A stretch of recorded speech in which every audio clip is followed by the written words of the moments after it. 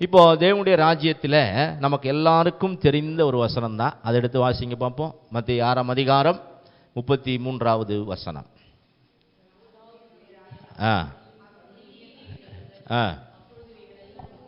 Okay, எல்லாரும் எடுத்துட்டீங்களா? எல்லாரும் எடுத்துட்டு எல்லாரும் சேர்ந்து இப்போ சத்தமாக வாசிங்க பார்ப்போம்.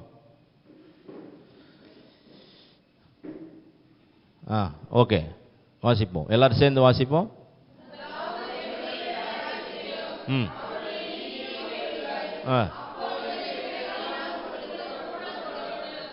ஆமென். ஓகே, இப்போ அப்படியே இன்னொரு வசனம் லூக்கா 11ஆம் அதிகாரம். லூக்கா 11ஆம் அதிகாரம் 9வது வசனத்திலிருந்து வாசிச்சுங்க 13 வரைக்கும்.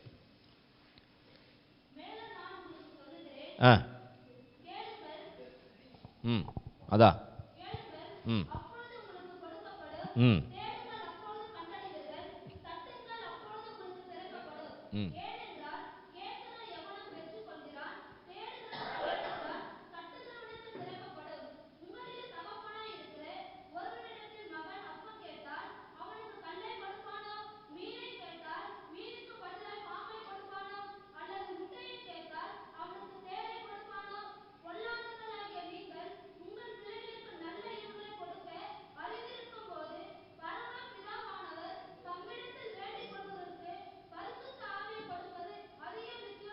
ஆமென். ஹல்லேலூயா. ரெண்டு காரியங்களும் இப்போ நம்ம ரெண்டு வசனத்தை வாசித்தோம். முதல்ல வாசித்த வசனம் என்ன சொல்லுகிறது? முதலாவது தேடுங்கள், அப்பொழுது இவைகள் எல்லாம் உங்களுக்கு கூட கொடுக்கப்படும். ஓகேவா? இப்போ அதே ஆண்டவராகிய இயேசு கிறிஸ்து இந்த வசனத்தை இப்போ ரெண்டாவது வாசிச்சிங்க பாருங்க. அதுவும் அவர் தான் பேசுறாரு. என்ன பேசுறாரு? கேட்கிற எவனும் பெற்றுக்கொள்ளுகிறான்,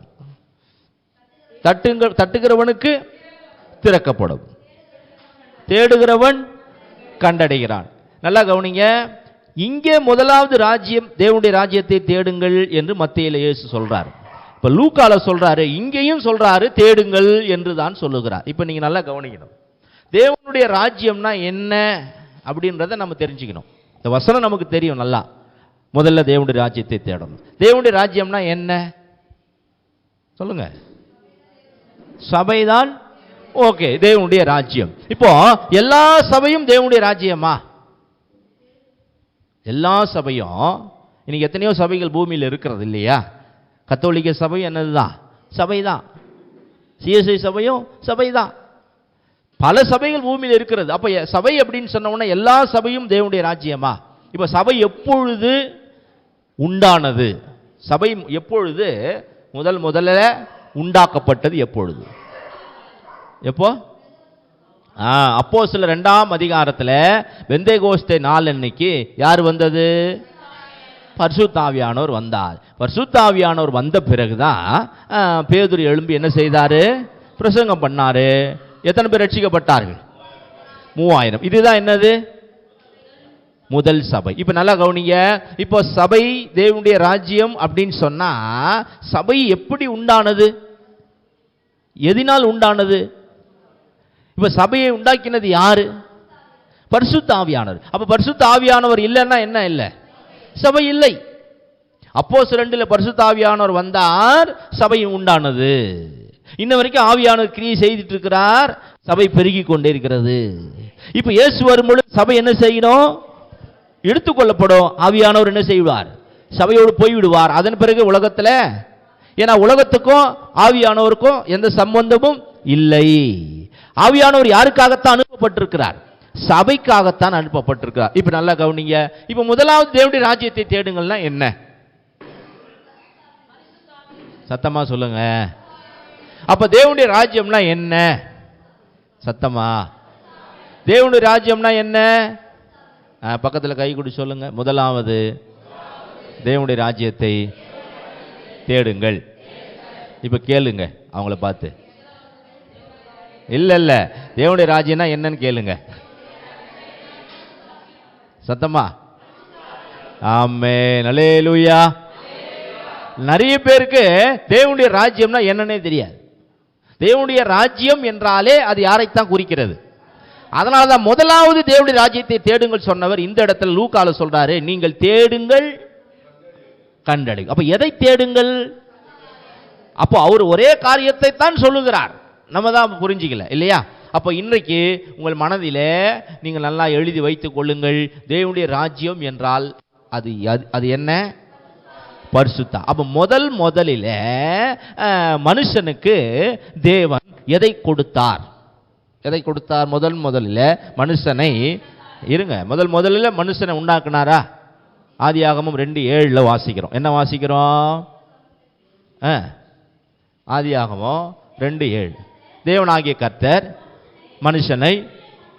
பூமியிலே மனுஷனை மண்ணினாலே உண்டாக்கி ஜீவ சுவாசத்தை ஊதினார், ஜீவ ஆத்துமாவானான். முதல்ல மனுஷனை உண்டாக்கின பிறகு அவனுக்கு ஃபர்ஸ்ட் எதை கொடுக்கிறார்? இதை நீங்க மறந்துடவே கூடாது. ஃபர்ஸ்ட் எதை கொடுத்தார்? ஜீவ சுவாசம்னா என்ன? அதுக்கு முன்னாடி செத்து போன மாதிரி இருந்தானா? ஜீவனே இல்லாம போன மாதிரி இருந்தானா? இல்ல, ஆல்ரெடி அவனுக்கு என்ன இருக்கு? ஜீவன்லாம் இருக்குது. சரீர பிரகாரமாக அவன் எப்படிதான் இருக்கிறான். இப்ப புசிக்கும் நாளில் சாகவே சாவான்னு சொன்னாரா? புசித்த பிறகு செத்துட்டானா? நான் சொல்றது புரியுதா? மாம்சத்துல என்ன செய்தான்? உயிரோடு தான் இருக்கிறான். இப்ப அதன் பிறகு அவனுக்கு என்ன கொடுத்தாரா? ஜீவ சுவாசம்னா என்ன? ஜீவ சுவாசம்னா என்ன? பரிசுத்த ஆவியான. நான் ஏற்கனவே சொல்லியிருக்கிறேன். அப்ப பரிசுத்த ஆவியானவர்னா என்ன? இப்பதான் தேவனுடைய. இப்ப நல்லா நீங்க புரிஞ்சுக்கணும். முதல்ல அப்போ மனுஷனுக்கு தேவன் எதை கொடுத்தார்? பரிசுத்த ஆவியானவரை கொடுத்தார். அதுதான் என்ன? இப்ப எதை மனுஷன் இழந்தானோ இழந்ததைத்தானே திரும்ப இயேசு கொடுக்கிறார். நான் சொல்றது கவனிக்கிறீங்களா இல்லையா? அதனால தான் அவர் பிந்தின ஆதாம் என்று இயேசு அழைக்கப்பட்டார். முந்தின ஆதாம் யாரு? மனுஷன், பூமியில மண்ணினாலே உண்டாக்கப்பட்டவன் இல்லையா? அவனுக்கு தான் எதை கொடுத்தாரு? ஜீவ சுவாசம், பரிசுத்தாவின்னா தேவனுடைய ராஜ்யம். இப்ப அதை இழந்துட்டான பாவம் செய்த பிறகு இப்ப இயேசு வராரு பாருங்க. இயேசு 30 வருஷம் முடிது ஞானஸ்தானம் எடுத்துக்கொண்டு அப்படியே கரையேறி வருகிறார். கரையேறி வந்த உடனே அவர் மேல் யார் வந்தது? எப்படி வந்தார்? அப்ப அது எதுக்கு அடையாளம்? பரிசுத்த ஆவியானவர். ஓகே, பரிசுத்த ஆவியானவர்னா யாரு? இப்ப இயேசு வந்துட்டாரா? பரிசுத்தாவி வந்துட்டாரா? தேவனுடைய ராஜ்யம் வந்துருச்சா? இயேசு வராரு, கரையேறி வராரு, ஞானஸ்தானம் எடுத்துட்டு இப்ப வாயை திறந்து மத்தேயு 4:17 பேசுறார். என்ன பேசுறார் பாசுங்க? அவர் வாயை திறந்து பேசின முதல் வார்த்தை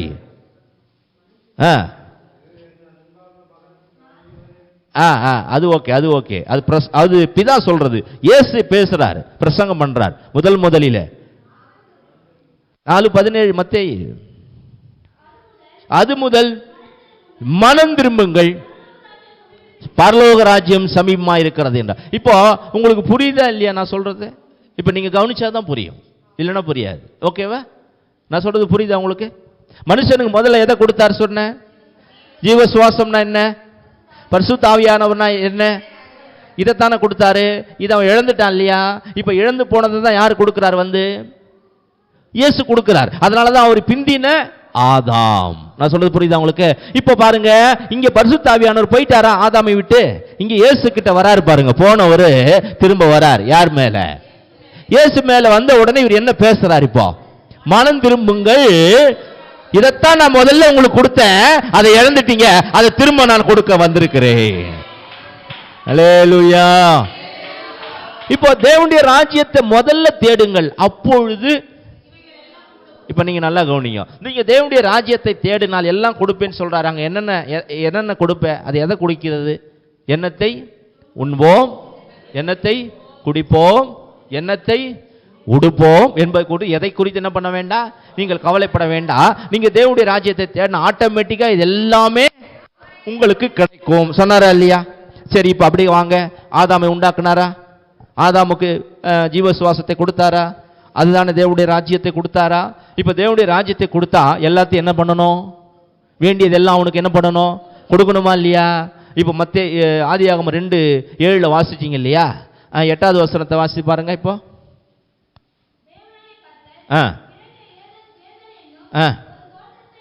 தோட்டத்தை உண்டாக்கி. இப்ப கவனிங்க, ஃபர்ஸ்ட் எதை கொடுத்தார் சொன்ன? ஓகே, தேவனுடைய ராஜ்யத்தை கொடுத்தாச்சு. இப்ப தேவனுடைய ராஜ்யத்தை தேடினா எல்லாத்தையும் என்ன செய்யணும்? இப்ப அடுத்து கொண்டு வந்து அவனை எங்க வைக்கிறாரு? ஏதேன் தோட்டத்தில். எதுக்கு? ஏதேன் தோட்டத்தில் என்ன இருக்கு? எண்ணத்தை உண்போம், எண்ணத்தை புசிப்போம், அதெல்லாம் உனக்கு கவலைப்பட தேவையே இல்லை. இனிமே ஏதேன் தோட்டத்தை உண்டாக்கி கொண்டு வந்து அவனை வச்சுட்டாரு பாருங்க. நான் சொல்றது உங்களுக்கு புரியுதா இல்லையா? இப்போ தேவன் இயேசு ஒரு வார்த்தையை சொல்றாருன்னா அது ஏற்கனவே நடக்கல, ஏற்கனவே நடக்காத ஒண்ணா இருந்தா நீங்க சந்தேகப்படலாம். இது எப்படி நடக்கும் தெரியலையே, இது எப்படி அவர் செய்வார் தெரியலையே அப்படின்னு நமக்கு சந்தேகம் வரும். ஏற்கனவே நடத்தினதை தான், செய்ததை தான் ஆண்டவர் நமக்கு சொல்றாரு. அப்ப நம்ம சந்தேகப்பட வேண்டிய அவசியமே இல்லை, அதை தாராளமா நம்பலாம். அப்படிதானே? இப்ப இயேசு எப்பவுமே சொல்லிட்டு செய்ய மாட்டார், ஏற்கனவே செஞ்சதை தான் சொல்லுவார். அல்லேலூயா. அவர் செய்யாத ஒன்றை சொல்லுவதே இல்லை, அவர் செய்ததைத்தான் சொல்லுவார். ஏன்னா நீங்க நம்புறது ரொம்ப ஈஸியா இருக்கும். அப்பதான் அவர் செய்யாத ஒன்றை சொல்லிட்டாருன்னா நீங்க நம்ப முடியாது, சந்தேகம் வரும். இது எப்படி நடக்கும், இது நடக்குமா நடக்காதா அப்படிலாம் கேள்வி வரும்ல. ஏற்கனவே செய்ததை சொன்னால் அங்க செஞ்சவர் இங்க செய்வார். எனக்கு அவர்களுக்கு கொடுத்தவர் எனக்கு கொடுப்பார், அவர்களை போஷித்தவர் என்னை போஷிப்பார், அவர்களுக்கு தந்தவர் எனக்கு தரமாட்டாரா? இப்ப நீங்க ஈஸியா நம்பலாம் இல்லையா அவரை? அதனாலதான் அப்போஸ்தலர் 1ஆம் அதிகாரம் 2வது வசனத்தை சொல்லுகிறது. அவர் என்ன எப்படி பிரசங்கம் பண்ணினாராம் பாருங்க. அப்போஸ்தலர் 1ஆம் அதிகாரம் 2வது வசனத்தை வாசிங்க.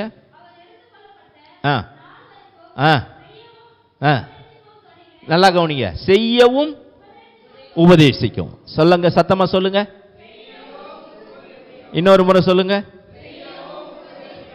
உபதேசிச்சுட்டு அவர் செய்யறது இல்லை, செய்யவும்.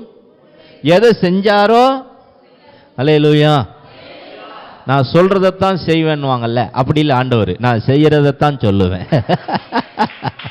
அல்லேலூயா. இப்போ ஆதாமுக்கு செய்தாரா? ஆதாமுக்கு செய்தாரா? இப்போ போய் பரிசுத்த ஆவி வந்தபடியினாலே, தேவனுடைய ராஜ்யம் வந்தபடியினாலே அவன் இனிமேல் சாப்பாட்டுக்காக அவன் வேலை செய்து சாப்பிட வேண்டிய அவசியம் இனி இல்லை. அதுக்கு தான் ஏதேன் தோட்டம். இப்போ அவன் பாவம் செய்து இறந்து விட்டபடினாலே ஏதேன் தோட்டத்திலிருந்து என்ன பண்ணிட்டார்? அவனை வெளியே அனுப்பிட்டாரு. இப்போ போய் நீ வேர்வை சிந்தி என்ன பண்ணுப்பா, நீ என்ன பண்ணலாம், நீ என்ன புசிக்கலாம். நான் சொல்றது புரியுதா உங்களுக்கு? அப்போ அன்றைக்கு செய்தார், சரி ஓகே. அடுத்தது பாருங்க, இன்னொரு இஸ்ரவேல் ஜனங்களுக்காக ஆண்டவர் செய்தார் பார்த்தீங்களா? அதுவும் நிழல் தான். ஆதாமுக்கு செய்ததும் நிழல் தான். அடுத்தது இஸ்ரவேல் ஜனங்களை பார்த்து சொல்லுகிறார். இப்ப நீங்க இஸ்ரவேல் ஜனங்களை ஆண்டவர் தம்முடைய ஜனங்களாக தெரிந்து கொண்டார் இல்லையா? அவர்களைத்தான் தேவனுடைய ராஜ்யமாக, இஸ்ரவேலர்களைத்தான் தேவன் அடுத்து தெரிந்து கொள்ளுகிறார். இதற்கு ஒரு தீர்க்க தரிசனமாக வாக்கு தத்தத்தை தான் ஆபிரகாமுக்கு கொடுக்கிறார். ஆதாமுக்கு போன பிறகு மனுஷனுக்கு தேவனுடைய ராஜ்யத்தை கொடுக்கணும்னு அவருடைய விருப்பம், அதை ஆதாம் இழந்துட்டான். அதனால தேவன் திரும்ப தன் சித்தத்தை மாற்றவில்லை. இப்ப திரும்ப அடுத்த மனுஷனை தேடிக்கொண்டே வருகிறார். ஆபிரகாமை என்ன செய்கிறார்? தெரிந்து கொள்ளுகிறார். ஆபிரகாமுக்கு ஒரு பிராமிஸ் பண்றாரு. என்ன பிராமிஸ் பண்றாரு? நான் உன்னை பெரிய, அப்படின்னா என்ன ஜாதி அது? ஜாதினா என்ன சொல்லியிருக்க? Nation. I will make you great nation. நேஷன்னா என்ன? தேசம். தேசம்னா என்ன? அதான் இஸ்ரவேல் தேசம், ராஜ்யம். நான் சொல்றது புரியுதா உங்களுக்கு? அப்ப நான் உன்னை பெரிய ஜாதி ஆக்குவேன், பெரிய ராஜ்யமாக்குவேன் சொல்றாரு. அந்த ஆபிரகாமுடைய தேசம், அவருடைய ராஜ்யம்னா என்னது? இஸ்ரவேலர்கள். இஸ்ரவேல் ஜனங்கள் இப்ப எகிப்தில் இருக்கிறாங்களா? அடிமைத்தனத்தில் இருந்தாங்களா? அடிமைத்தனத்தில் இருந்தவங்களை பாரு, ஆண்டவர் வெளியே கொண்டு வந்தாரா? அவர் எப்படி அவர்களை தெரிந்து கொண்டாரா? யாத்திராகமத்தில் வாசிக்கிற ஒரு வசனத்தை வாசித்து பாருங்க. 19ஆம் அதிகாரம் யாத்திராகமத்தில் 5வது வசனத்தை வாசித்து பாருங்க. யாத்திராகமம் 19:5.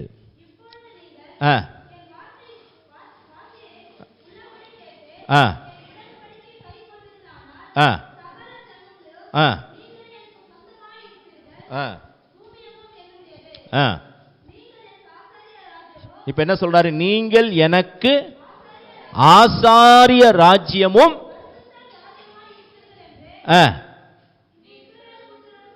அப்ப இஸ்ரவேல் புத்திரரை எப்படி தெரிந்து கொண்டார் ஆண்டவர்? ராஜ்யமாக. நீங்கள் எனக்கு ஆசாரிய ராஜ்யம். இப்ப நல்லா கவனிங்க. இப்ப தேவனுடைய ராஜ்யமாக அவர்களை தெரிந்து கொண்டால், அடுத்தது அவர் ஏன் சொல்லிட்டாரு? நீங்க தேவனுடைய ராஜ்யத்தை தேடினா எல்லாம் கொடுத்துதான் ஆகணும். அல்லேலூயா. இப்ப தேவனுடைய ராஜ்யத்தை தெரிந்து கொண்டாரா? எகிப்தில் கஷ்டப்பட்டு அடிமைத்தனத்தில் அவர்கள் மிகவும் நெருக்கப்பட்டு வேலை செய்து அவர்கள் சாப்பிட்டார்கள் இல்லையா? இப்போ அவர் ராஜ்யமாக தெரிந்து கொண்டு இப்ப எகிப்திலிருந்து விடுதலையாக்கி வனாந்திரத்துக்கு கொண்டு வராரு. வனாந்திரத்துக்கு கொண்டு வந்தாரா? சொல்லுங்க. வனாந்திரத்தில் அவர்கள் என்ன வேலை செய்து சாப்பிட்டார்கள்? ஆதாம் என்ன வேலை செய்து சாப்பிட்டான்? இப்போ வனாந்திரத்தில் என்ன எப்படி போஷித்தார் அவர்களை? வானத்திலிருந்து என்ன வருது? இப்போ மன்னா வருகிறது. தண்ணி எங்கிருந்து வருகிறது? கண்மலையிலிருந்து வருகிறது. பகலிலே மிக அதிகமாக வெயிலா இருக்கும், அங்க என்ன வந்தது? மேகஸ்தம்பம். இரவிலே பயங்கர குளிரா இருக்கும், என்ன வந்தது? இப்ப ஏன் இதெல்லாம் ஆண்டவர் செய்தார் அவர்களுக்கு? அவர்கள் யார் இப்போ தேவனுக்கு? தேவனுடைய ராஜ்யமாக இஸ்ரவேல் ஜனங்களை தெரிந்து கொண்டா. இது நிழல், இது நிஜம். சபையை இன்றைக்கு அவர் எப்படி பார்க்கிறாரு? தேவனுடைய ராஜ்யமாக பார்க்கிறார். அல்லேலூயா. இப்போ எப்படியாவது பாவம் செய்தா இப்போ ஆதாமை விட்டு யார் போய்விட்டது? பரிசுத்த ஆவியானவர் போய்விட்டார். தேவனுடைய ராஜ்யம் ஆதாமை விட்டு என்ன செய்தது? போய்விட்டது. அதனாலதான் நீங்கள் ஆதியாகமம் 6 வாசிச்சு பார்த்தீங்கன்னா ஆண்டவர் சொல்லுவாரு, இனி என்னுடைய ஆவி மனுஷனோட போராடுவது இல்லை. போயிட்டார் ஆவியானவர். நான் சொல்றது புரியுதா உங்களுக்கு? இப்போ பாவம் பெருகினது, அதன் பிறகு கர்த்தர் அழித்தார். ஆனாலும் கர்த்தர் ஒரு சந்ததி நோவாவை என்ன செய்தார்? காப்பாற்றி ஆபிரகாமை தேவன் தெரிந்து கொண்டு அவனுக்கு ஒரு வாக்குத்தத்தங்களை கொடுத்து அவன் மூலமாக ஒரு ராஜ்யத்தை உண்டாக்கி. நான் சொல்றது புரியுதா உங்களுக்கு? இஸ்ரவேலர்கள் அடிமைகள் தான். அடிமைகளுக்கு எதுவுமே சொந்தம் கிடையாது. அவங்களுக்கு இடம் இருக்குமா? அடிமைக்கு வீடு, நிலம், ஆடு மாடு எல்லாமே யாருக்கு சொந்தம்? எகிப்தியருக்கு தான் சொல்லும். ஏன்னா அவங்க யாருக்கு அடிமையா இருக்கிறாங்க? இப்போ எகிப்தியருக்கு அடிமையாக எதுவுமே அவர்களுக்கு சொந்தமே இல்லை. ஒரு அனாதையை போல அவங்க எங்க வாழ்ந்துகிட்டு இருக்கிறாங்க? எகிப்தில். இப்ப தேவன் அவர்களை என்ன செய்தார்? இப்போ கரம் பிடித்து அவர்களை அழைத்து இப்ப சொல்றாரு, நீங்கள் எனக்கு யாரா? சொந்த ஜனம். நீங்கள் எனக்கு ராஜ்யம். நான் உங்கள் ராஜா. நான் உங்களுக்கு இப்போ எகிப்தில் ராஜாவா இருந்து பார்த்துட்டீங்க. எகிப்து ராஜா இருக்கிறான். எகிப்து ராஜா உங்களை எப்படி ஆண்டு கொண்டான், எப்படி ஆளுகை செய்தான் பார்த்துட்டீங்கல்ல. இப்ப நான் உங்களுக்கு ராஜாவா இருக்கிறேன், எப்படி உங்களை நடத்துறேன்னு பாருங்க. உங்களுக்கு சாப்பாடு எங்க இருந்து வருதுன்னு பாருங்க. உங்களுக்கு தண்ணி எங்க இருந்து வருதுன்னு பாருங்க. கஷ்டப்பட்டு செய்தீர்கள், ஆனாலும் உங்களுக்கு கண்ணீர் மாறவில்லை. கடினப்பட்டு உடைத்தீர்கள், உங்கள் பிரச்சனை மாறவில்லை. உங்கள் அடிமைத்தனம் போகவில்லை. நான் உங்கள் கையை பிடித்தே இப்போது தேவனுடைய ராஜ்யமாக அழைத்தேன். உனக்கு வேண்டிய எல்லா நன்மையும் நான் செய்து வருவேன். ஏனென்றால் உங்களை அழைத்த தேவன் அவர் உண்மையுள்ளவர். அவர்களுக்கு செய்தவர் இப்ப நம்ம சொல்லுங்க, நமக்கு செய்வாரா செய்ய மாட்டார்? அல்லேலூயா. இப்போ ராஜ்யமாக தெரிந்து கொண்டார் இல்லையா? அப்போ தேவனுடைய ராஜ்யமாக தெரிந்து கொண்டார். இப்போ ஒரு ராஜ்யத்தில் ராஜா எங்க இருக்கணும்? சொல்லுங்க. அங்கதானே இருக்கணும். நான் சொல்றது புரியுதா? இப்போ இஸ்ரவேல் ராஜானா இஸ்ரவேல்ல தான் இருப்பார், அப்படிதானே? தாவீது இஸ்ரவேலுக்கு ராஜாவாக இருந்தார். தாவீது எங்க தான் இருப்பாரு? இஸ்ரவேல்ல தான் இருப்பார். இப்போ எந்த நாட்டிலேயும் அந்த ராஜா அவருடைய ராஜ்யத்தில் தான் இருப்பார், அப்படிதானே? இப்போ இஸ்ரவேல் ஜனங்கள் அவருடைய ராஜ்யமாக தெரிந்து கொண்டாரா? இப்போ தேவன் எங்க தான் இருக்கணும்? எங்க தான் இருக்கணும்? பரலோகத்தில் இருக்க முடியாது. இனிமேல் எங்க தான் இருக்கணும்? நான் சொல்றது புரியுதா உங்களுக்கு? இப்போ யாத்திராகமம் 25ஆம் அதிகாரம் 8வது வசனத்தை வாசிங்க. இதுவரைக்கும் பரலோகத்தில் இருந்தார். ஏன்னா ஆதாம் பாவம் செய்த பிறகு அந்த மனுஷனை விட்டு போய் விட்டார். இப்ப திரும்பவும் மனுஷனோடு வாசம் பண்ண வேண்டும் என்று சொல்லி அவர்கள் நடுவிலே நான் வாசம் பண்ண எனக்கு ஒரு நல்ல கவனிங்க. இப்ப அவனை ஆதாமை விட்டு போனவரு இப்ப பாருங்க, அநேக நாட்களுக்கு பிறகு இப்ப இஸ்ரவேல் ஜனங்களை கரம் பிடித்து அழைத்து வனாந்திரத்தில் கொண்டு வந்து அவங்களுக்கு வேண்டியது எல்லாவற்றையும் அவர் செய்து இப்ப சொல்லுகிறார், நான் எங்க வாசம் பண்ண விரும்புகிறேன்? ஏன் தெரியுமா? நீங்கள் என் ராஜ்யம், நான் உங்கள் ராஜா, உங்களோடு கூடவே நான் வாசம் பண்ண விரும்புகிறேன். அல்லேலூயா. உங்கள் நடுவிலே என்றார். அப்படின்னா என்ன அர்த்தம்? 12 கோத்திரத்துக்கு நடுவில். ஆசரிப்பு கூடாரம் எங்க இருக்கும்? 12 கோத்திரங்களுக்கும் நடுவில். லெப்ட்ல 4 கோத்திரம், 3 கோத்திரம், முன்னாடி 3 கோத்திரம், பின்னாடி 3 கோத்திரம், வலது பக்கத்துல 3 கோத்திரம், இடது பக்கத்துல 3 கோத்திரம், மொத்தம் எத்தனை கோத்திரம்? 4 3 12 கோத்திரம். இப்போ இந்த இந்த 12 கோத்திரங்களுக்கு நடுவுல யார் இருக்க விரும்புகிறார்? ஆனா இப்ப மனுஷன் பாவம் செய்து விட்டான் இல்லையா, இனி இப்ப அவங்க கூட என்ன பண்ண முடியாது. இப்போ ஆதாமுக்குள் இருந்தாரா? பரிசுத்த ஆவியானவர் எங்க இருந்தாரு? ஆதாமுக்குள் இருந்தார். இப்போ பாவம் செய்தபடினால் இப்ப சொல்றார், போயிட்டு உங்கள் நடுவிலே நான் வாசம் பண்றேன். உங்களுக்குள்ள என்னால் என்ன பண்ண முடியல, இப்போ வர முடியல. ஆனா அவருடைய சித்தம் உங்களுக்குள்ள வரணும்ன்றது தான். அவர் எப்படி வராரு? அதுக்காகத்தான் இயேசுவே வராரு.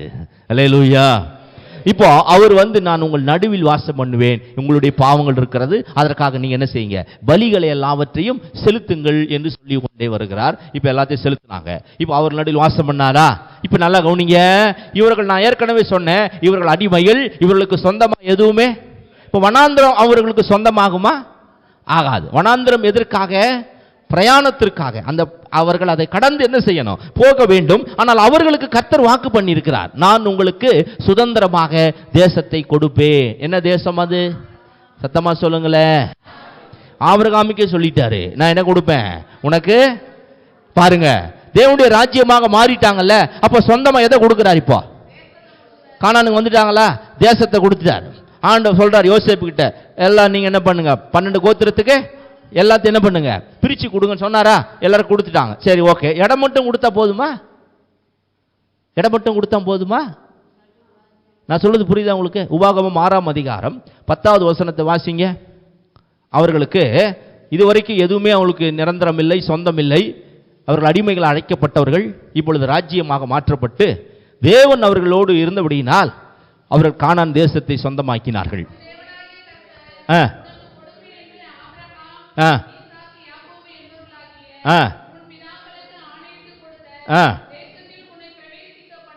தேசத்தில் உன்னை பிரவேசிக்க பண்ணும் பொழுது, நல்ல கவனிய, நீ கட்டாத வசதியான பெரிய பட்டணங்களையும் நீ நிரப்பாத சகல நல்ல வஸ்துக்களால், வீடு அல்ல, வீடுகளையும்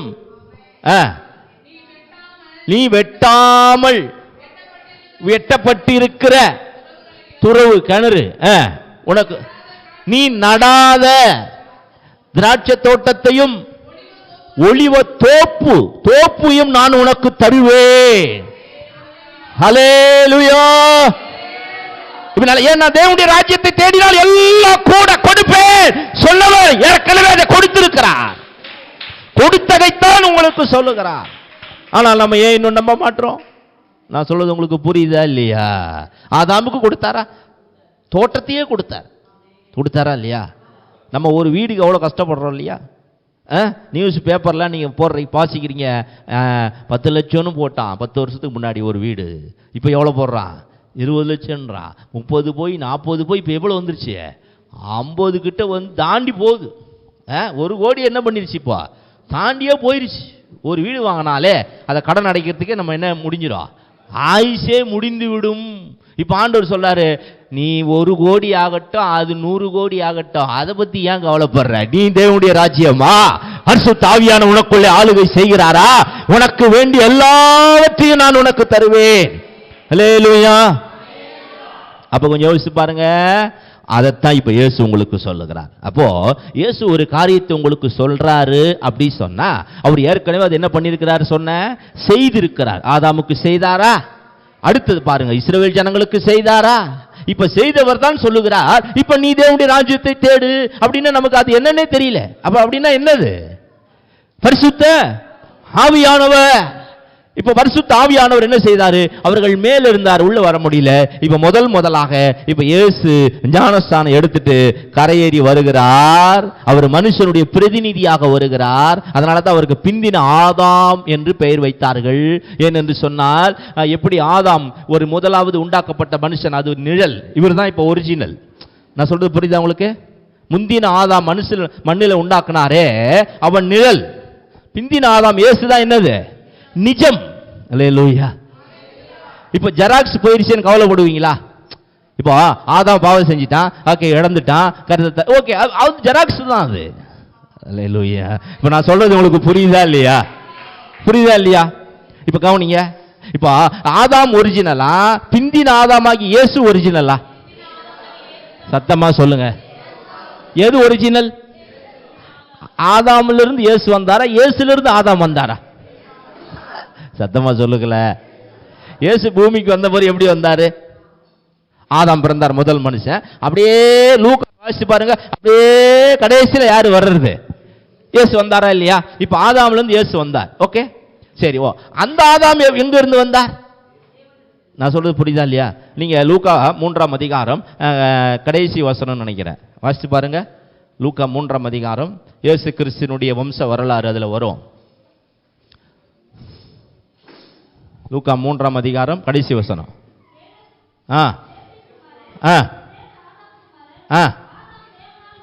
கவனிங்க, ஆதாம், சத்தமா ஆதாம்.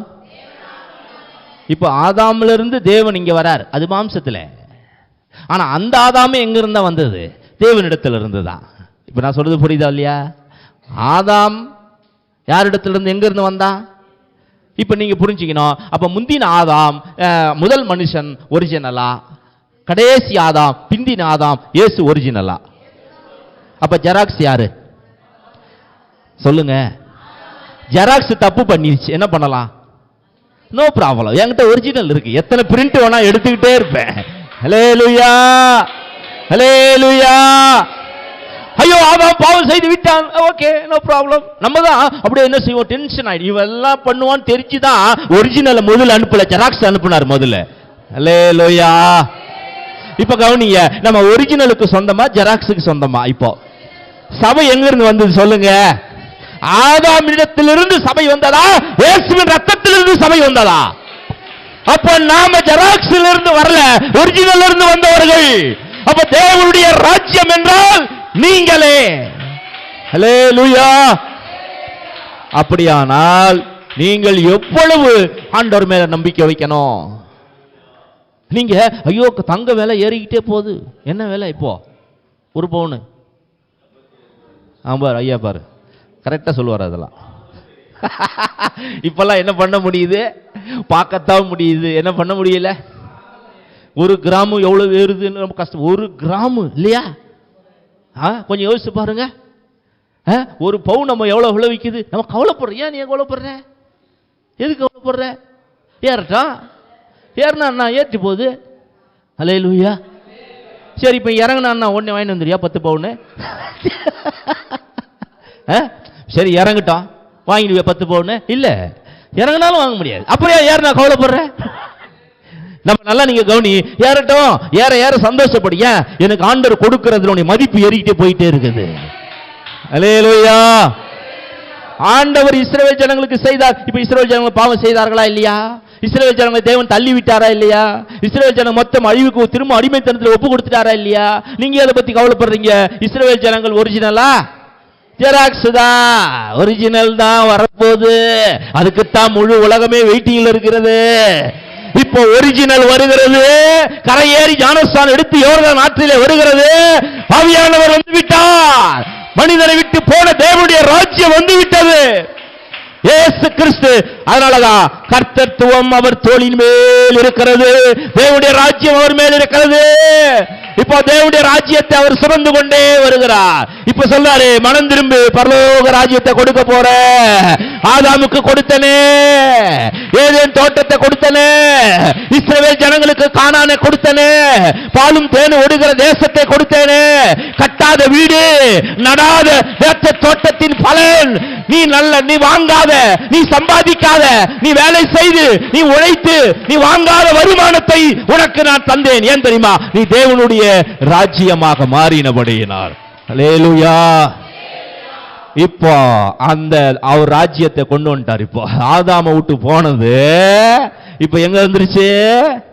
இயேசு என்ன பண்ணிட்டார்? ஒரிஜினல், என்னுடைய ஒரிஜினல், என்னுடைய. ஹல்லேலூயா. நான் எங்க இருந்து வந்தேன் தெரியுமா? அதுவே இப்ப என்ன தேடி வந்துருச்சு. ஹல்லேலூயா.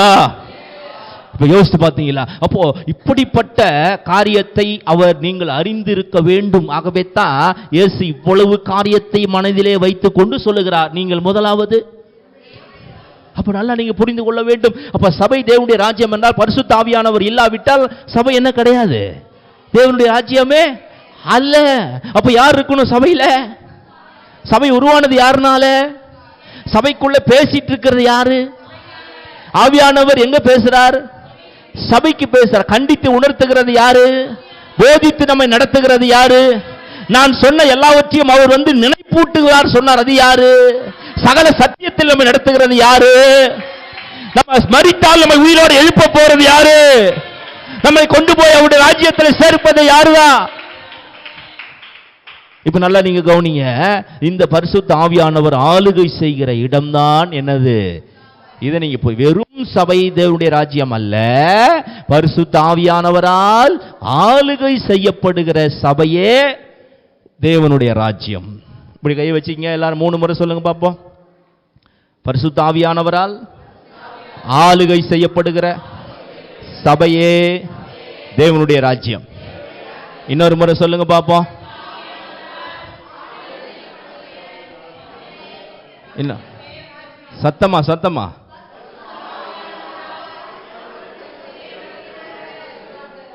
அப்ப நீங்க சொன்னது என்ன கவனிக்கல. நல்லதுதான் ரெக்கார்ட் பண்றது, திரும்ப கேளுங்க.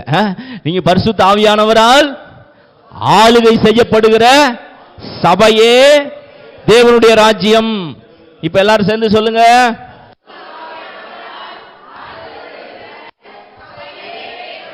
தேவனுடைய ராஜ்யம். ஹல்லேலூயா. இப்ப சபையை யார் ஆளுகை செய்யணும்? இப்ப சபைக்கு ராஜா யாரு? அப்ப இயேசு ராஜா இல்லையா? அவரு ராஜாவா? அது எப்படி 2 ராஜா இருக்க முடியும் ஒரு தேசத்துக்கு? ஒரு தேசத்துக்கு எத்தனை ராஜா இருக்கணும்? ஒரு ராஜா தானே. அப்ப இன்னைக்கு சபைக்கு ராஜா யாரு? சபையை கண்ட்ரோல் பண்ணிட்டு இருக்கிறது யாரு? சபைக்குள்ள கிரியை செய்து கொண்டு இருக்கிறது யாரு? பேசுகிறவர் நீங்கள் அல்ல, யார் பேசிக் கொண்டிருக்கிறார்? எல்லாமே ஆவியானவர் தான். அப்ப இயேசுக்கு இப்ப என்ன வேலை இருக்கு?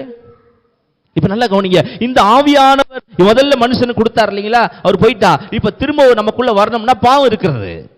இப்ப பாவம் இருந்தா யாரும் வர முடியாது, பரிசுத்த ஆவியானவர் வர முடியாது. நான் சொல்றது புரியுதா உங்களுக்கு? இப்ப பரிசுத்த ஆவியானவர் வரணும்னா அதுக்கு முன்னாடி யாரு வரணும்? இயேசு ரத்தம் சிந்தி நம்முடைய பாவங்களை எல்லாம் என்ன பண்ணிட்டார்? இப்போ கழுவி சுத்தமாக்கிட்டாரு. அல்லேலூயா. இப்ப யாரு வர்றது உள்ள? இப்ப இயேசு அதான் சொல்லிட்டு போனார். வாசிங்க யோவான் 14ஆம் அதிகாரம், யோவான் 14:16வது வசனத்தை வாசித்து பாருங்க.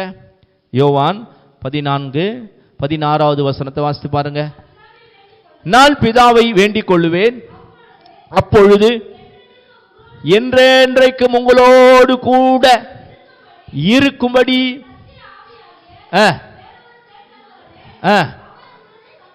இப்ப நல்லா கவனிங்க, ஆதாமுக்கு கொடுத்தாரு, ஆதாம விட்டுட்டு போயிட்டார். இஸ்ரவேல் ஜனங்களிடத்துல வந்தாரு, ஆனால் தங்கி இருக்க முடியவில்லை, போய்விட்டார். ஆனால் இங்க இயேசு என்ன சொல்றார்? நான் போய் பிதாவை வேண்டிக் கொள்வேன், அப்பொழுது அவர் என்றென்றைக்கும், அதை அப்படியே அண்டர்லைன் பண்ணீங்க, என்றென்றைக்கும். நல்லா கவனிங்க, யார் இருக்க போறா அவங்க கூட? நான் இல்ல, நான் போவேன், நான் போய் பிதாவை வேண்டிக் கொள்ளுவேன், பிதாவை வேண்டிக் கொள்வேன். அப்பொழுது யாரை அவர் அனுப்புவார்? பரிசுத்த ஆவியானவர் வந்துதான் உங்களுக்குள்ள என்ன பண்ணுவார்? எப்போ வாசம் பண்ணுவார்? எவ்வளவு நாளைக்கு? ஞாயிற்றுக்கிழமை மட்டுமா? இல்ல, என்றென்றைக்கும் உங்களோடு வாசம் பண்ணுவார். இப்ப நல்லா கவனிங்க, உங்களுக்குள்ள வாசம் பண்ணுவார். இப்ப அவர் என்ன செய்வாரா? அடுத்து வாசித்து பாருங்க.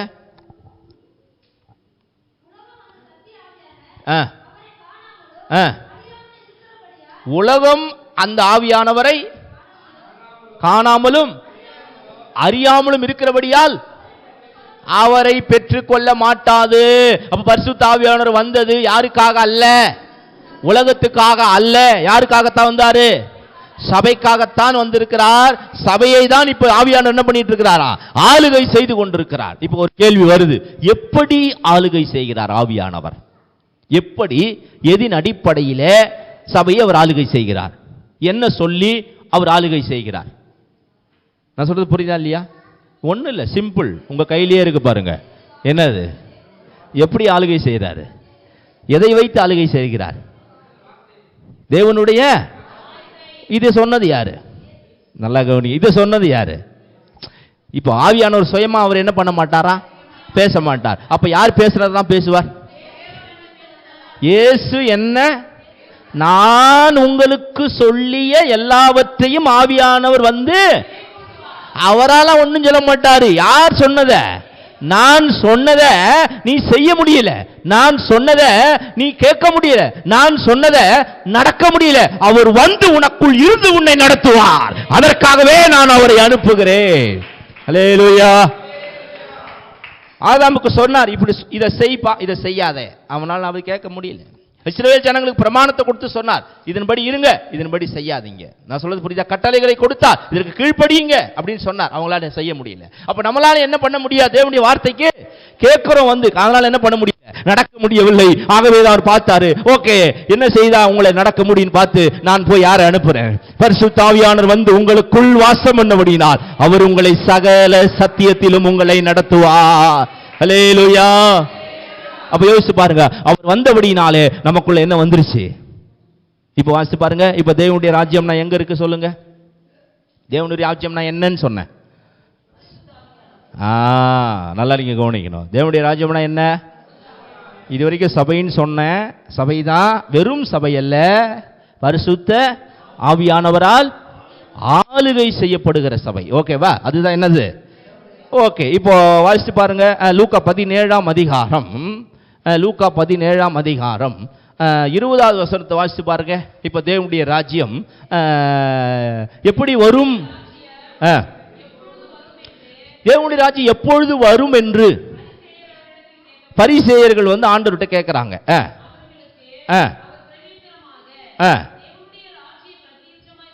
தேவனுடைய ராஜ்யம் பிரத்யட்சமாய்னா என்ன? நீங்க எல்லாம் கண்ணால பாக்குற மாதிரி எல்லாம் வராது. நல்லா சொல்றது கவனிக்கிறீங்களா? தேவனுடைய ராஜ்யம் என்பது சொல்லும் பொழுது எல்லா தேசங்களிலும் ஒரு ராஜ்யம் இருக்கிறது இல்லையா? இப்ப ரோம சாம்ராஜ்யம் நடந்து கொண்டிருக்கிறது. இது மாதிரி வரும் தேவனுடைய ராஜ்யம் நினைக்காதீங்க. பிரத்யட்சமாக அப்படின்னா நீங்க பார்க்கிற மாதிரி வராது. இதோ இங்க இருக்கு தேவனுடைய ராஜ்யம், இல்ல இல்ல அங்க இருக்கு என்று சொல்லப்படுவதற்கு ஏதுவிராது. ஆமென். அல்லேலூயா. பக்கத்துல கைப்பிடி சொல்லுங்க, தேவனுடைய ராஜ்யம் உங்களுக்குள் இருக்கிறது. முன்னாடி பின்னாடி எல்லாம் பார்த்து சொல்லுங்க. நல்லா சொல்லுங்க, நல்லா சிரிச்சிட்டு சொல்லுங்க. சரி, இப்ப உங்களுக்குள்ள இருக்கும்படி நான் போய் யாரை அனுப்புவேன் என்று சொன்னார். கவனிக்கிறீங்களா இல்லையா? நான் போய் பிதாவை வேண்டிக் கொள்ளுவேன், அவர் வந்து என்றென்றைக்கும் உங்களோடு இருப்பார். யார் இருப்பார்?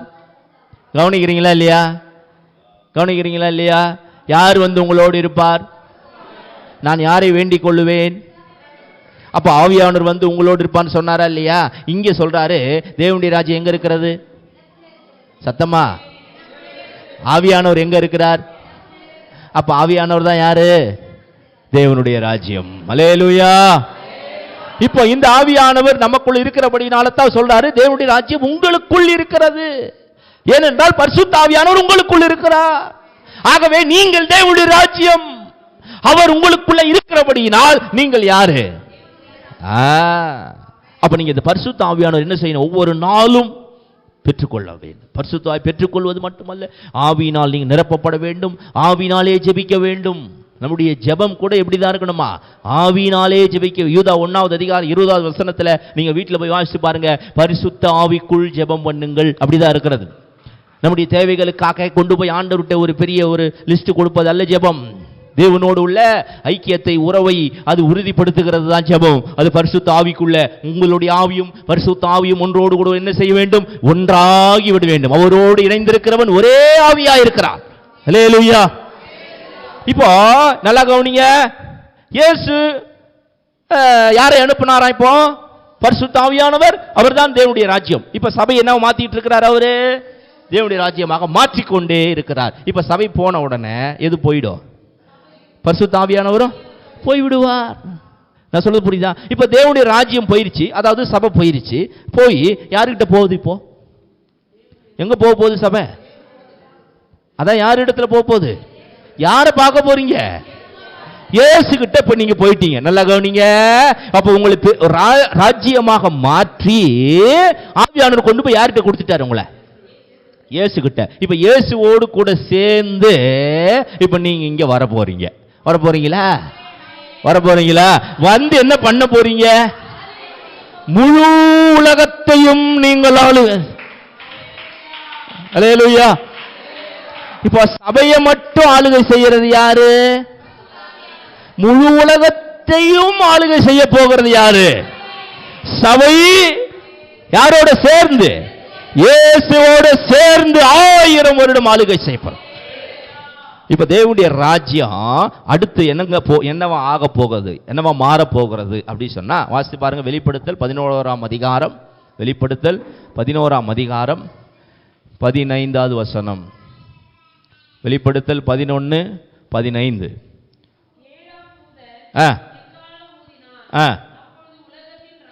நல்லா கவனிங்க. உலகத்தின் ராஜ்யங்கள் எல்லாம் நம்முடைய கர்த்தருக்கும் கிறிஸ்துவுக்கும் உரிய ராஜ்யங்களாயின. அவர் சதா காலங்களிலும் ராஜ்யபாரம் பண்ணுவார் என்று கம்பீர சத்தங்கள் வானத்திலே உண்டாயின. ஹல்லேலூயா. அடுத்த வசனத்தை வாசிங்க. அவர் சகல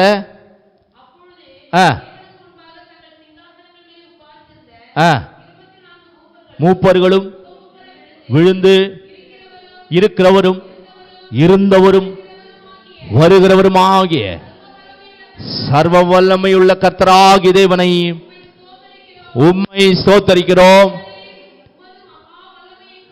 உமது மகா வல்லமையை கொண்டு ராஜ்யபாரம்னா அரசாளுவீர். முழு உலகத்தினுடைய ராஜ்யங்கள் எல்லாம், அமெரிக்கா, ஆப்பிரிக்கா, ஆஸ்திரேலியா, எல்லா உலகத்தின் ராஜ்யங்கள் எல்லாம் யாருடைய ராஜ்யமாக போகிறது?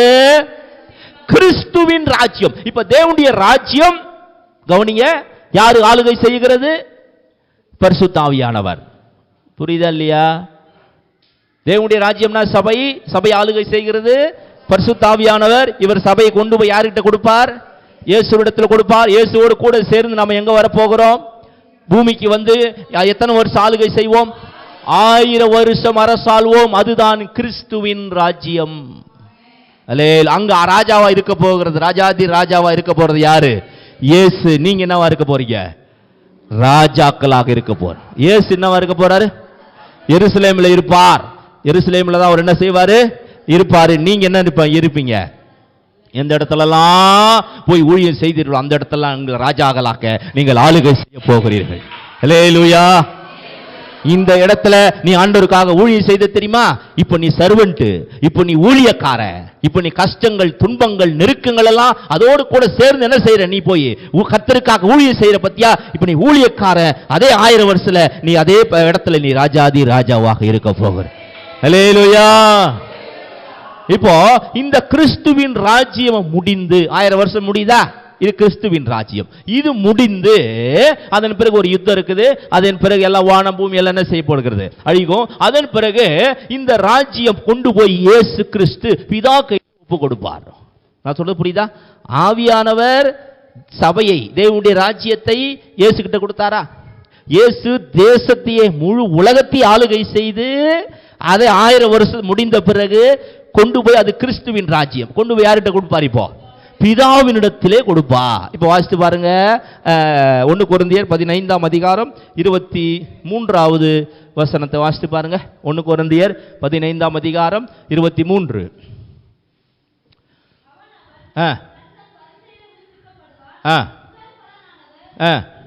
கிறிஸ்து வருகையில் அவருடையவர்கள் உயிர்ப்பிக்கப்படுவார்கள். அதன் பின்பு முடிவு வரும்.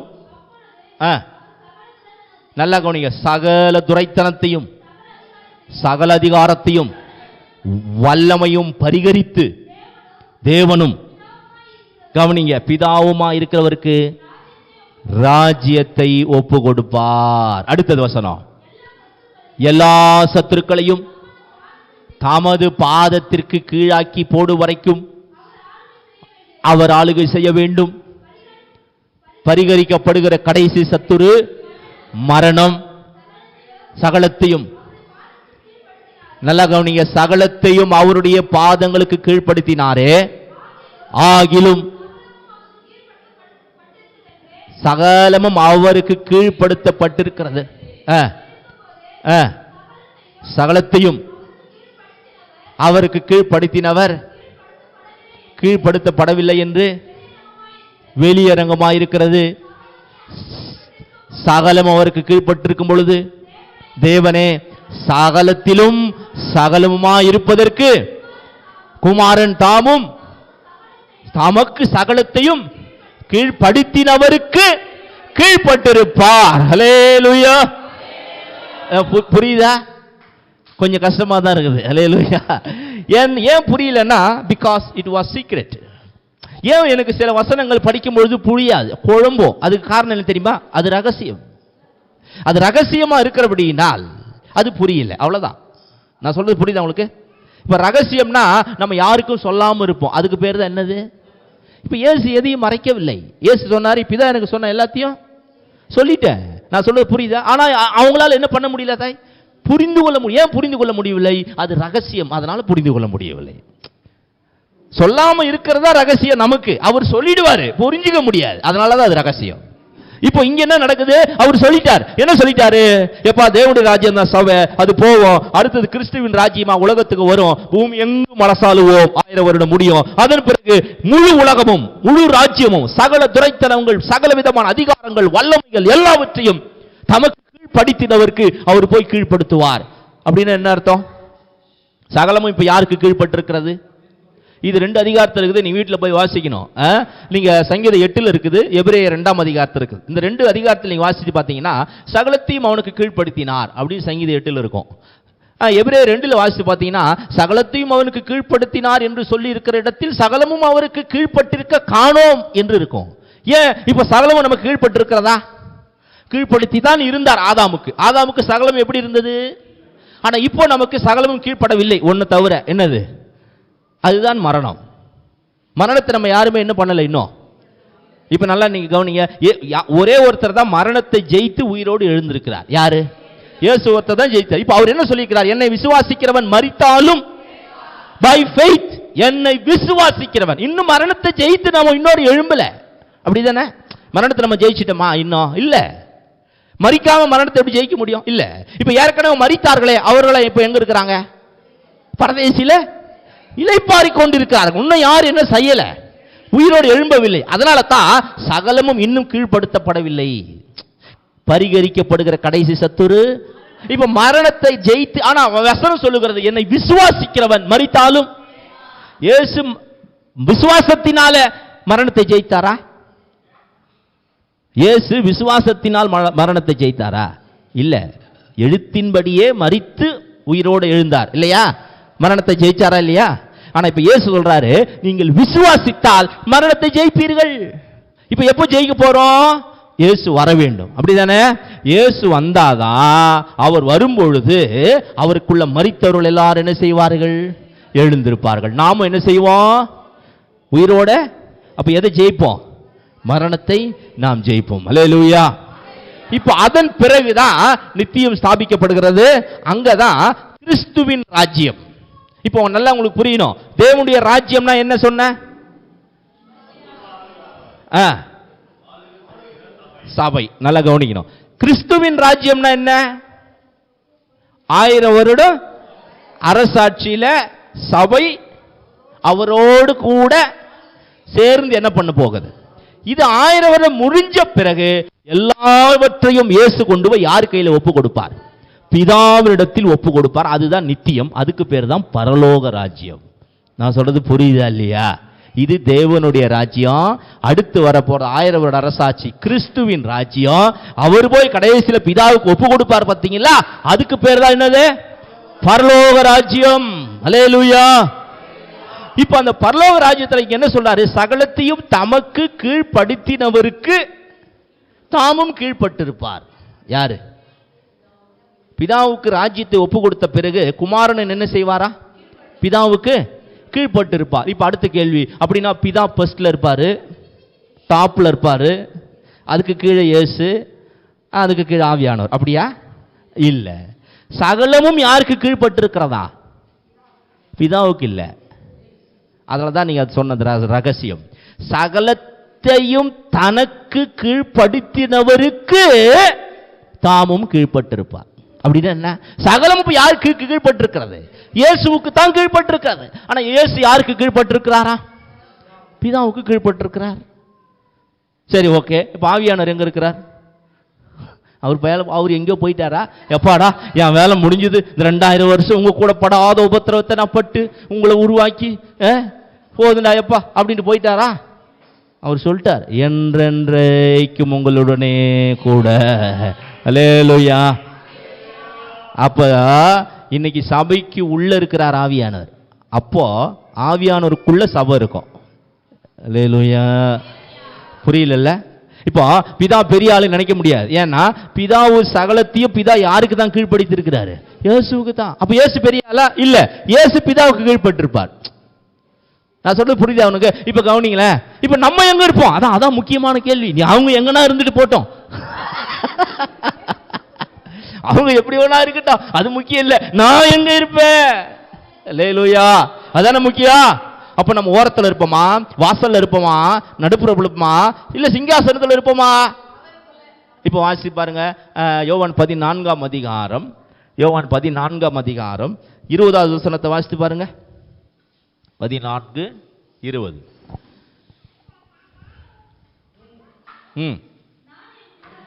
இப்ப இயேசு சொல்றத கவனிங்க. இதுதான் பரலோகத்தில் நடக்க போறது. நான் என் பிதாவிலும், கவனிங்க, நீங்கள் என்னிலும் நான் உங்களிலும் இருக்கிறதை கவனிங்க. பிதா எங்க இருக்கிறார்? சத்தமா சொல்லுங்க, பிதா எங்க இருக்கிறாரு? இப்ப நீங்க இது எப்படி தெரியுமா படிக்கணும்? நான் என் பிதாவிலும். இயேசு என்ன சொல்றாரு? நான் என்றது கிறிஸ்துவின் ராஜ்யம். நான் என் பிதாவிலும். பிதான்னா பரலோக ராஜ்யம். நீங்கள்னா தேவனுடைய ராஜ்யம். நீங்கள் என்னிலும் நான் உங்களிலும் இருக்கிறதை. இப்ப நீங்க நல்லா கவனிங்க. இப்ப பிதா எங்க இருக்கிறாரு? அங்க வசனத்தை பார்த்தே சொல்லுங்க, பைபிளை பார்த்தே சொல்லுங்க. பிதா எங்க இருக்கிறாரு? நான். சரி, ஓகே, அப்படியே வரேன் நான். இயேசு எங்க இருக்கிறாரு? இயேசு எங்க இருக்கிறாரு? பிதாவுக்குள்ள இருக்கிறாரா? நான் என் பிதாவிலும். ஓகே. நீங்கள் என்னிலும்னா யாருக்குள்ள? பிதாவுக்குள்ளவா? யாருக்குள்ள? பிதாவுக்கிட்ட டைரக்டா போக முடியாது, யாரும் வழியா தான் போகணும். அதனால இயேசு நானே வழி சொன்னார். பார்த்தீங்களா? அந்த வசனம் மாறவே மாறாது. நான் பிதாவிலும், நீங்கள். அப்ப நம்ம எங்க யாருக்குள்ள? இயேசுக்குள்ள. நான் உங்களிலும். இப்ப அவர் எங்க இருக்கிறாரு? புரியுதா இல்லையா? இப்ப அவருக்குள்ள நாம. அப்ப பிதாவுக்குள்ள நான் என் பிதாவிலும். இயேசு யாருக்குள்ள இருக்கிறாரு? பிதாவுக்குள்ள. அப்ப நம்ம எங்க இருக்கிறோம்? இயேசுக்குள்ள. இயேசு எங்க இருக்கிறாரு? நமக்குள்ள. அப்ப என்னை கண்டவன் உங்களை கண்டவன் இயேசுவை கண்டான். அல்லேலூயா. அப்ப ஆவியானவரோ, சபையோ, பிதாவோ, குமாரனோ, நீங்களோ, நானோ தனித்தனியா இல்ல, எல்லாரும் எப்படி இருப்போமா? அல்லேலூயா. இயேசு வந்து சொன்னார், என்னை கண்டவன். அங்க பிதாவை தனியா பார்க்க முடியாது. பிதாவை பார்க்கணும்னா பிதா யாருக்குள்ள? ஓகே. இயேசுக்குள்ள யார் இருக்கிறது? இயேசு நேரா பார்க்க முடியாது. இயேசு எங்க இருக்கிறாரு? நான் உங்களிலும். உங்களை தான் பார்க்கணும். இப்போ பிரதமர் பார்க்க சொன்னா, சிஎம் பார்க்க சொன்னா நேரம் பார்க்க முடியாது. சிஎம் முதல்ல யாரை பார்க்க சொல்லுவா? முதல்ல யாரை பார்க்கணும்? எடுத்த உடனே பிஏ பார்க்க முடியாது. முதல்ல நான் போய் என்ன பண்ணணும், அங்கே ஆஃபீஸில் ஒரு லெட்டர் ஒரு ஃபார்ம் இருக்கும், நான் இந்த மாதிரி அவர் போய் என்ன பண்ணணும், சந்திக்கணும்னு சொல்லி அங்கே உட்காந்துப்பாரு. அவர் பேர் ஃப்ரண்ட் ஆஃபீஸ் மேனேஜர், கம்பெனியில் கூட இருப்பாங்கல்ல, அது மாதிரி அங்கே ஆஃபீஸர் இருப்பார். முதல்ல மனு கொடுக்கணும். முதல்ல அப்போ நீங்கள் யார் பார்க்கணும்? போ நேராக போய் சிஎம் பார்க்க முடியாது. முதல்ல அங்கே உட்காந்து இருக்கிறார் பார்த்தீங்களா, ரிஜிஸ்டர். அங்கே ரிஜிஸ்டரில் உங்கள் பேர் அட்ரஸ்லாம் எழுதிட்டு, எத்தனையோ பேர் அங்கே எழுதி வச்சுருப்பான். நீங்களும் அந்த லைனில் போய் எழுதணும். நான் உங்களுக்கு டைம் ஃப்ரீயாக இருக்கும்போது அப்பாயின்மெண்ட் டைம் கிடைக்கும், பார்க்கணும். அப்போ முதல்ல உட்காந்துக்கிட்டு பேர் எழுதுறாரு பார்த்தீங்களா, அந்த ஆஃபீஸரை பார்க்கணும். ஆஃபீஸர் ஓகே சேங்ஷன் பண்ணாதான் இவர் நம்ம ஆளுங்க, இவர் தெரிஞ்சவருங்க அப்படின்னு சொல்லி நம்ம கட்சி ஆளுங்கன்னு சொன்னால், அடுத்தது எங்கே போவோம்? நியூஸே சீஃப் செக்ரட்டரிக்கு போகும், தலைமை செயலாளர். அவர் ஓகே சொல்லி அவர் என்ன பண்ண சைன் பண்ணால் பர்சனல் அசிஸ்டன்ட் இருப்பார், பிஏ. அவருக்கு போகும். அவர் ஓகே பண்ணாதான் நீ எங்கே போக முடியும்? இப்போ சேம் அதே எப்படி நடக்க போகுதுன்னா, பிதாகிட்டையும் நேராக போக முடியாது, இயேசுகிட்டையும் நேராக போக முடியாது. ஏன்னா இயேசு பிதாவுக்குள்ளே தான் யார் இருக்கிறது? நான் சொல்றது புரியுதா இல்லையா? இப்போ இயேசுவையும் நேராக பார்க்க முடியாது. ஏன்? இயேசு யாருக்குள்ள? உங்களுக்குள்ள. இப்போ இயேசு சொன்னார், என்னை கண்டவன் பிதாவை கண்டான் அப்படின்னா பரலோகத்தில் உங்களை காண்பவர்கள் தான் இயேசுவையே பார்க்க போகிறார்கள். அல்லேலூயா. அது எப்படிங்க? நாங்களாம் எப்படிங்க ஒன்னா இருக்க முடியும்? ஆவி எல்லாம் ஒன்னா தான் இருக்கும். மாம்சத்துல தான் மூஞ்சி வேற வேற மாதிரி இருக்கு. அப்படி மாம்சத்துல இயேசு வந்த போது கூட யாருன்னு தெரியலையே, காட்டி கொடுக்கறதுக்கு எதுக்கு ஒரு ஆள் வச்சாங்க? ஏன்னா இயேசுவோடு கூட இருந்த பேரும் ஆளுங்க எப்படி தான் இருந்திருக்கிறான். அவர் மாதிரியே சேவ் பண்ணாம அவர் மாதிரியே முடி வச்சுக்கிட்டு தாடி வச்சுக்கிட்டு இருந்தவொன்னா எங்களுக்கு கன்ஃபியூஸ் ஆயிடுச்சு. யார் இயேசு? பேதுருவா இல்லை யோவானா? இல்லை. அதனால தான் நான் போய் காசு கொடுத்து காட்டி கொடுக்க சொல்றான். அப்போ உயிரோடு இருக்கும் பொழுதே பாருங்க வித்தியாசம் தெரியல. நான் சொல்றது புரியுதா? இது நிழல். உயிரோடு பூமியில மனுஷனாக நம்மை போல் வந்த பொழுதே வித்தியாசம் தெரியவில்லை யார் இயேசு என்று. அதனால தான் காட்டி கொடுக்க காசு கொடுத்தா. இங்கேயே அப்படின்னா அங்க எப்படி இருக்கும்? வித்தியாசமே தெரியாது. நேரம் வந்து இயேசுவே சோத்துறணும் அவங்கள பார்த்து, நான் இல்லப்பா அவர் தான். நேரா போயிட்டு ஜோசப் பார்த்து சோத்துறணும். நான் இல்லப்பா அவர் அங்க இருக்கிறாரு. என்னையா எல்லாம் ஒரே மாதிரி என்ன அலைய விடுறீங்களே? ஆமா, அவர் வந்தார்ல உங்களை தேடி அலைய விட்டல்ல, இப்ப நீ வந்தாலே. அல்லேலூயா. இப்ப கவனிங்க, நான் என் பிதாவிலும், அவர் எப்படி சொல்றாரு பாத்தீங்களா ஸ்டேட்மெண்ட்? நான் என் பிதாவிலும் நீங்கள் என்னிலும் நான் உங்களிலும். அப்படின்னா என்ன அர்த்தம்? நீங்க எனக்குள்ள நான் உனக்குள்ள. இங்க எப்படி ரெண்டு பேர் வரும்? நான் சொல்றது புரியுதா இல்லையா? நீ எனக்குள்ள நான் உனக்குள்ள. இங்க ரெண்டு பேரா ஒரு ஆளா? சொல்லுங்க, ரெண்டு பேரா ஒரு ஆளா? ஒரு ஆளுதான். அவரே பிதாவுக்குள்ள. அல்லேலூயா. இப்ப யோசிச்சு பாருங்க, எப்படியாப்பட்ட ஒரு மகிமையை உங்களுக்காக வைத்துக் கொண்டு அவர் காத்துக் கொண்டிருக்கிறார். அதுக்கு தான் சொல்றது, இந்த மகிமைக்கு போகணும்னா இப்போ நீங்கள் தேவனுடைய ராஜ்யமாக ஆவியானவரால் ஆளுகை செய்யப்பட வேண்டும். அல்லேலூயா. எத்தனை பேர் நான் இனிமே முழுக்க முழுக்க நான் ஆவியானவரையே நான் சார்ந்து, நான் ஜெபம் பண்ணும் பொழுது, நடக்கும் பொழுது, பேசும் பொழுது முழுக்க முழுக்க நான் ஆவியானவரை சார்ந்து கொள்ள போகிறேன். அல்லேலூயா. அதனால பரிசுத்தாவை பெற்றுக்கொள்ளணும், பரிசுத்தாவை நிரப்பப்படணும். அப்படி விரும்பினீங்கன்னா வாங்க, டெய்லி வந்து ஜெபம் பண்ணுங்க. நான் அங்கே ஏதாவது ஜெபம் பண்ணிட்டு இருப்பேன் நாளில் இருந்து. வாங்க, உங்களுக்காக உபவாசமோடு ஜெபம் பண்ண போகிறேன். நீங்களே யாரெல்லாம் வரீங்களோ வந்து ஜெபத்தில் கலந்து கொள்ளுங்கள். கர்த்தரும் தாமே உங்களை ஆசீர்வதிப்பாராக. எல்லாம் எழுந்து நிற்போமா? நம்முடைய நேரம் முடிகிறது. எல்லாரும் எழுந்து நிற்போமா? இன்றைக்கு தேவனுடைய ராஜ்யம்னா சும்மா நம்ம படித்தோம் இல்லை, முதலாவது தேவனுடைய ராஜ்யத்தை தேடுங்கள். இதுக்குள்ளே எவ்வளோ இருக்கிறது என்பதை நீங்கள் இப்பொழுது அறிந்திருப்பீர்கள். அதனால் இன்றைக்கு வந்த நீங்கள் உண்மையாகவே ஆசீர்வதிக்கப்பட்டவர்கள். அல்லேலூயா. ஸோ தேவனுடைய ராஜ்யம் வேற, கிறிஸ்துவின் ராஜ்யம் வேற, பரலோக ராஜ்யம் வேற. இதை நான் ஜஸ்ட் ஒரு இன்ட்ரோடக்ஷன் தான் உங்களுக்கு சொல்லியிருக்கிறேன். இதை குறித்து நாம் தொடர்ந்து அடுத்த வாரத்தில் நம்ம தியானிப்போம். இன்றைக்கு நம்மை ஆவியானவர் ஆளுகை செய்து கொண்டிருக்கிறாரா? அதுதான் இப்போ கேள்வியே. அதுதான் முழுக்க முழுக்க நம்மை ஆவியான ஆளுகை செய்வேன். நம்முடைய வேதம் சொல்லுகிறது, நம்முடைய சிந்தை மாம்ச சிந்தை அல்ல, ஆவியின் சிந்தை ஜீவனும் சமாதானம். வேதத்தில் வாசிக்கிறோம், தேவனுடைய ராஜ்யம்னா என்ன? தேவனுடைய ராஜ்யம்னா என்ன? ரோமர் 14:17 என்ன சொல்லுகிறது? புசிப்பும் குடிப்பும் தேவனுடைய ராஜ்யம் அல்ல, அது நீதியும் சமாதானமும் பரிசுத்த ஆவியினால் உண்டாகிற சந்தோஷமா இருக்கிறது. அப்ப தேவனுடைய ராஜ்யம்னா என்ன? பரிசுத்தம். அதை நீங்க மறக்கவே கூடாது. இன்னும் எவ்வளவு வசனங்கள் இருக்கிறது, நம்ம அதை தொடர்ந்து நாம் தியானிப்போம். சோ கர்த்தர் இந்த நாளிலே நம்மை அவர் தேவனுடைய ராஜ்யமாக மாற்ற விரும்புகிறார். அதற்காகத்தான் பரிசுத்த ஆவியானவரை அனுப்பினார்.